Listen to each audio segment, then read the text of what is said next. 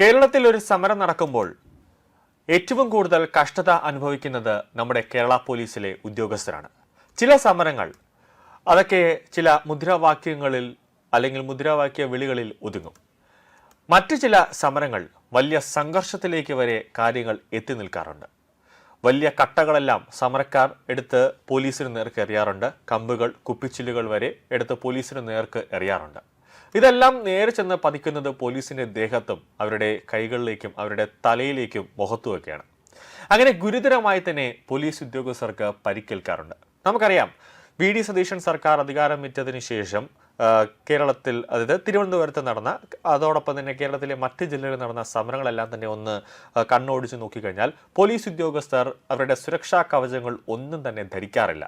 ആകെ ഒരു വിരലെണ്ണാവുന്ന പോലീസുകാർ മാത്രം പോലീസ് സേന തന്നെ നൽകുന്ന ഹെൽമെറ്റുകൾ ധരിക്കുന്നു. മറ്റു പോലീസുകാരെല്ലാം അവർ സ്വകാര്യമായി ഉപയോഗിക്കുന്ന, അതായത് ടൂ വീലറുകളിൽ യാത്ര ചെയ്യുമ്പോൾ ഉപയോഗിക്കുന്ന ഹെൽമെറ്റുകളാണ് അവർ ധരിക്കുന്നത്. മറ്റൊരു തരത്തിലുമുള്ള ഷീൽഡുകളോ അല്ലെങ്കിൽ കവചങ്ങളോ ഒന്നും പോലീസ് ഉദ്യോഗസ്ഥർ ധരിക്കുന്നില്ല. അത് വലിയ രീതിയിൽ അവർക്ക് മുറിവേൽക്കാനുള്ള ഒരു സാധ്യത, അല്ലെങ്കിൽ അവരുടെ ജീവിതം തന്നെ അപകടത്തിലാകാനുള്ള ഒരു സാധ്യത വർദ്ധിപ്പിക്കുന്നുണ്ട്. ഏറ്റവും പ്രധാന കാര്യം പോലീസ് ഉപയോഗിക്കുന്ന കവചങ്ങളാണ്. അതിന്റെ കാലോപയോഗവും സുരക്ഷ ഇല്ലാത്തതും വലിയ പ്രശ്നങ്ങളാണ് ഗുരുതരമായി തന്നെ സൃഷ്ടിക്കുന്നത്. പോലീസ് ഉപയോഗിക്കുന്നത് ഏറെ പഴക്കമുള്ള സർവീസ് ഹെൽമെറ്റുമുണ്ട്.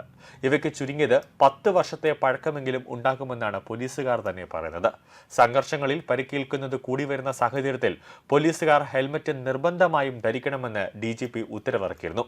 ഇതോടെ സർവീസ് ഹെൽമെറ്റ് ഇല്ലാത്ത പോലീസുകാർ സാധാരണ ഹെൽമെറ്റ് ധരിച്ച് സംഘർഷ മേഖലയിൽ എത്തുന്നതും സമരക്കാരെ നേരിടാൻ വരുന്നതും കഴിഞ്ഞ ദിവസം SFI മാർച്ച് നടത്തിയ, അതായത് പാളയത്ത് SFIയുടെ ഒരു മാർച്ച് ഉണ്ടായിരുന്നു.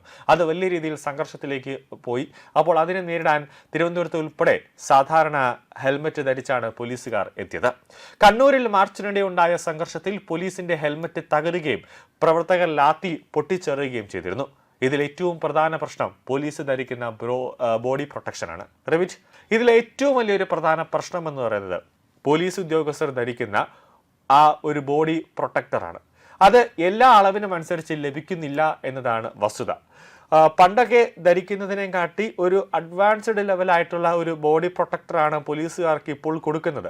പക്ഷേ എങ്കിൽ പോലും അതിപ്പോൾ വ്യാപകമായി പോലീസ് ഉദ്യോഗസ്ഥർ ഉപയോഗിക്കാറില്ല. അതായത് വിദേശ രാജ്യത്ത് ഉപയോഗിക്കുന്ന, അത് വിദേശ രാജ്യത്തുള്ള അമേരിക്കയിൽ, റഷ്യയിലടക്കം പോലീസ് ഉദ്യോഗസ്ഥർ ഉപയോഗിക്കുന്ന ആ ബോഡി പ്രൊട്ടക്ടർ അതേ രീതിയിൽ തന്നെയാണ് ഇവിടെ കേരളത്തിലും പോലീസ് ഉദ്യോഗസ്ഥർക്ക് കൊടുത്തിട്ടുള്ളത്. പക്ഷേ അവരുടെ അളവിനനുസരിച്ച് കിട്ടുന്നില്ല എന്നതാണ് ഏറ്റവും പ്രധാനപ്പെട്ട ഒരു പ്രശ്നം. അതായത് നിലവിലത്തെ ബോഡി പ്രൊട്ടക്ടർ എന്ന് പറയുന്നത് 2 കൈയും കവർ ചെയ്യാൻ പറ്റുന്ന, കാലിന് 2 മുട്ടുകൾ കവർ ചെയ്യാൻ പറ്റുന്ന, ബോഡി കംപ്ലീറ്റ്, അത് ചെസ്റ്റ് കംപ്ലീറ്റ് കവർ ചെയ്യാൻ പറ്റുന്ന തരത്തിലുള്ള ബോഡി പ്രൊട്ടക്ടറാണ് ഇപ്പോൾ പോലീസ് സേനയിൽ ലഭ്യമായിട്ടുള്ളത്. പക്ഷേ അതിൻ്റെ അളവിൽ ഒരു വ്യത്യാസം വരുന്നുണ്ട്. അത് എല്ലാ ഉദ്യോഗസ്ഥർക്കും അതിൻ്റെ അളവ് ശരിയാവുന്നില്ല എന്നതാണ് ഏറ്റവും പ്രധാനപ്പെട്ട പരാതി.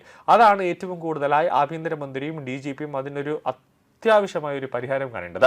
സംഘർഷ മേഖലയിൽ പഴക്കം ചെന്ന ഉപകരണങ്ങൾ ഉപയോഗിക്കുമ്പോൾ എന്ത് സുരക്ഷയാണ് ആഭ്യന്തര വകുപ്പ് നൽകുന്നതെന്ന് സേനാംഗങ്ങൾ തന്നെ ചോദിക്കുന്നുണ്ട്.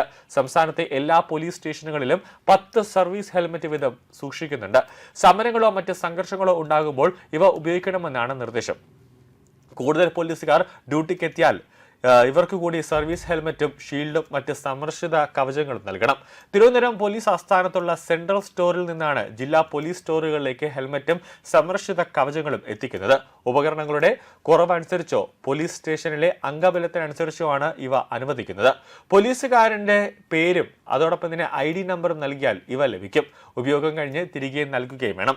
ഇവ സ്റ്റോറിൽ സൂക്ഷിക്കും. ആവശ്യത്തിനനുസരിച്ച് പോലീസ് സ്റ്റേഷനുകളിലേക്ക് വിതരണം ചെയ്യുന്നതാണ് രീതി.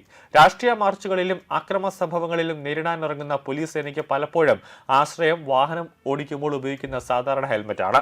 അതാണെങ്കിൽ 500 മുതൽ 700 രൂപ വരെ വില വരുന്ന ഇവ ധരിച്ച് സംഘർഷം നേരിടുന്നത് അപകട സാധ്യത കൂടും.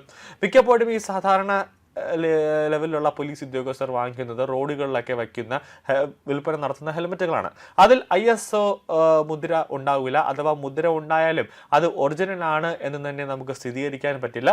കാരണം വില കുറഞ്ഞ ഹെൽമെറ്റുകളായിരിക്കും. അത് വലിയ രീതിയിൽ തന്നെ അപകട സാധ്യത വിളിച്ചു പറ്റുന്നു. അത് ഒരു പോലീസ് ഉദ്യോഗസ്ഥന് ഒരു അപകടം സംഭവിച്ചാൽ അതിന് സർക്കാരിന് വലിയ രീതിയിലുള്ള ഒരു പ്രശ്നങ്ങളും ഉണ്ടാകില്ല. പക്ഷെ വ്യക്തിപരമായി നോക്കിക്കഴിഞ്ഞാൽ ആ പോലീസ് ഉദ്യോഗസ്ഥനും അവന്റെ കുടുംബത്തിനുമായിരിക്കും വലിയ രീതിയിലുള്ള പ്രശ്നം ഉണ്ടാകാൻ പോകുന്നത്.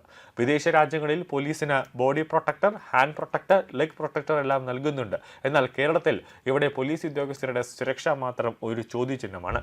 പോലീസ് ഉദ്യോഗസ്ഥരുടെ സുരക്ഷയ്ക്ക് വലിയ രീതിയിലുള്ള പ്രാധാന്യം നൽകാൻ ആഭ്യന്തരമന്ത്രിക്കോ അല്ലെങ്കിൽ ആഭ്യന്തര വകുപ്പിനോ അല്ലെങ്കിൽ DGPക്കോ ഒരു താല്പര്യമില്ല എന്ന് പലപ്പോഴും തോന്നിപ്പോകാറുണ്ട്.